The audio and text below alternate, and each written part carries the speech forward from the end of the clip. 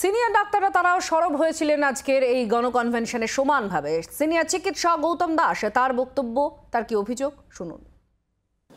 আমাদের প্রথম প্রশ্নটাই তো ছিল যে কে মেরেছে, কে খুন করেছে, হু কিলড অভয়া। সেই প্রশ্ন পুলিশ প্রথম দিন একজনকে ধরলো, হলো সিভিক পুলিশ কিল্ড অভয়া। সিবিআই ধরে তাকে যখন জেরা করছে আবার শুনতে পাচ্ছি সে বলছে না আমি করিনি, ওটা আমাকে ফাঁসানো হয়েছে। তারপর তো তথ্য প্রমাণও লোপাট চলছে। এখন যদি বলে কোর্টে যদি দেখা গেল যে উনিও করেন, তাহলে কি দাঁড়ালো? নো ওয়ান কিল্ড অভয়া। তাহলে নো ওয়ান কিল্ড অভয়া যদি কোর্ট এইটা বলে, মানুষের পারসেপশন কি বলছে? মানুষের পারসেপশন কি সেটা স্বীকার করবে? মানুষের people will don't believe, never believe that no one killed Abhaya, but the perception of people is no one killed Abhaya, এবং সেটাই হচ্ছে আসলে